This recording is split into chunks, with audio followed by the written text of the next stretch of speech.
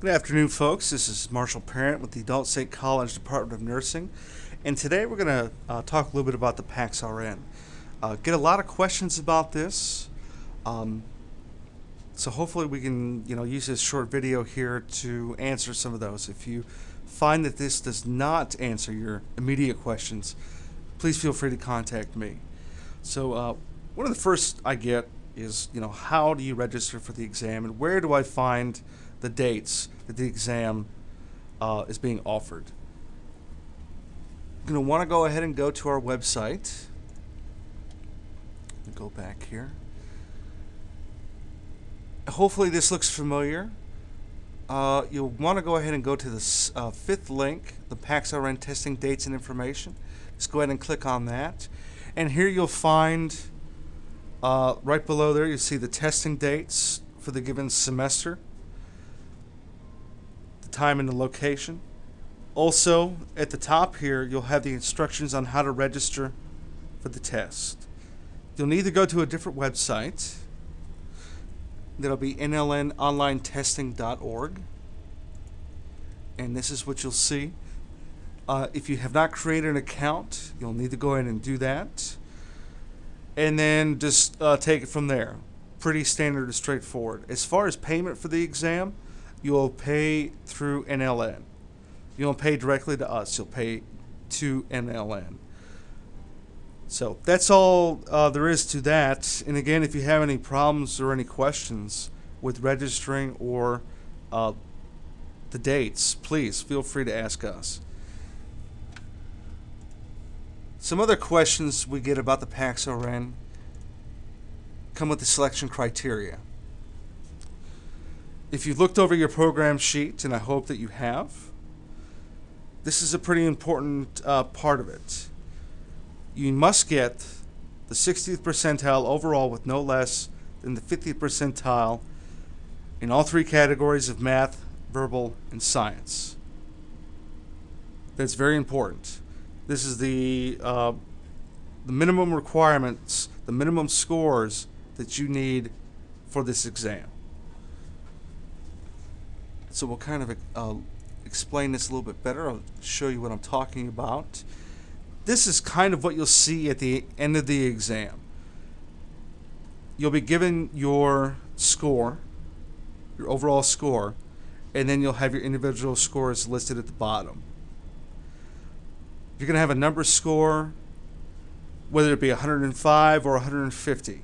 That's how we figure out your percentile rank. And whomever's proctoring the exam will have a conversion chart for you to look at in order to figure out what your percentile rank is. Anything 105 or higher is 60 or higher, percentile-wise. To be more exact, 105, a score of 105, is 61, or the 61st percentile. To kind of put it in perspective, 104 is the 59th percentile. Again, we need 60th percentile or higher, so you need at least a 105. 105. If you got that 150, that'll put you in the 99th percentile. Pretty good score. Now, each section, again, we require that you get 50 or higher.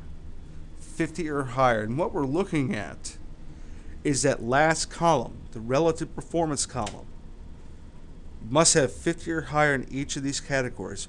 We kind of have a tendency to look at that percentage correct. That's not what we're looking at. It's that last column, 50 or higher in each of those categories.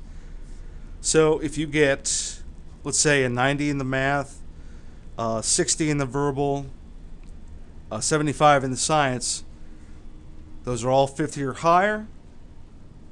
So you're good to go. Good to go. And that should easily put you above the 60th percentile. So you have done well on the test, and you meet the criteria to apply to the program. Now, let's say, unfortunately, you don't do so great on the exam. You get an 80 in the math, a 40 in the verbal, and a 60 in the science. You've essentially passed the math and the science. you're lacking the verbal. Now, I've noticed this with a lot of our RN students.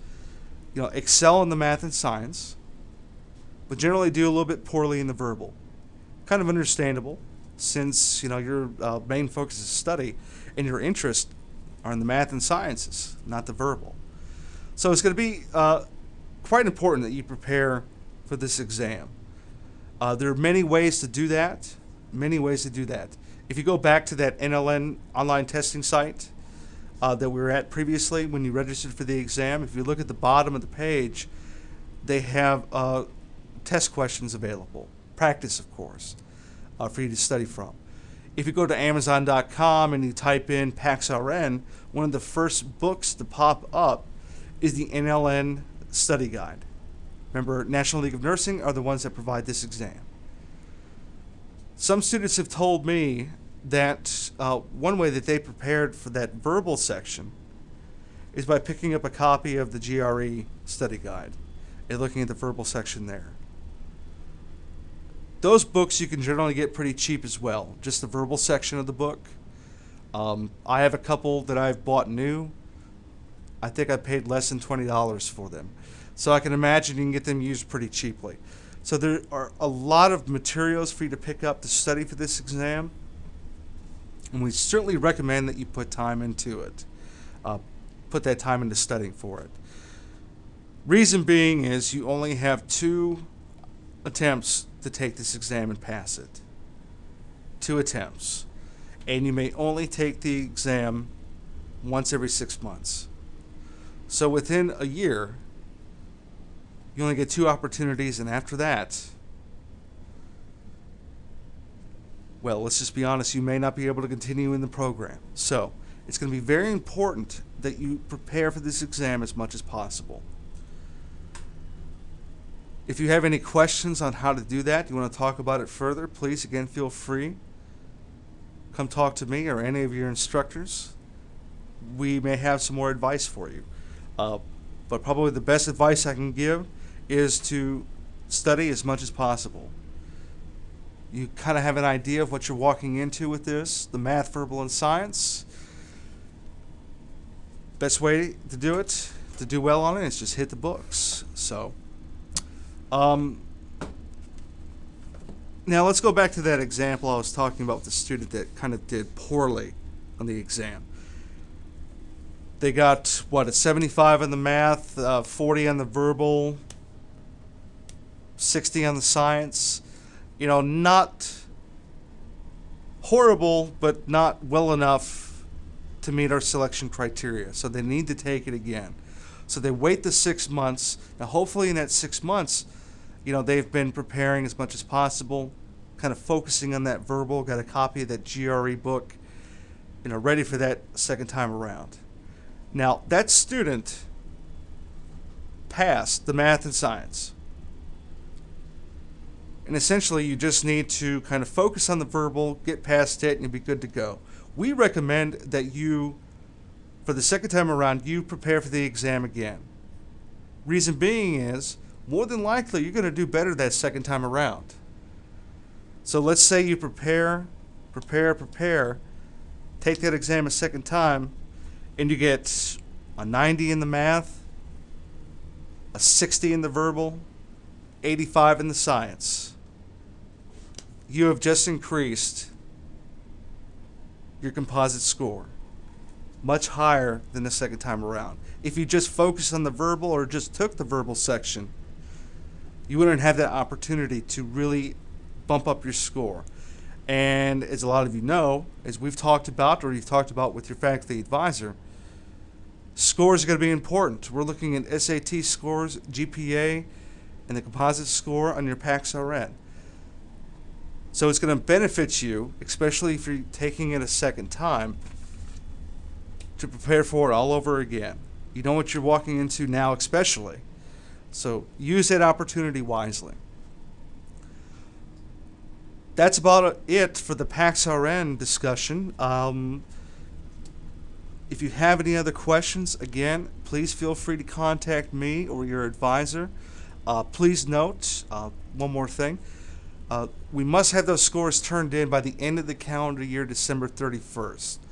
So if you're looking to apply in the fall and you still need to take the exam, be sure to sign up for the exam as soon as possible.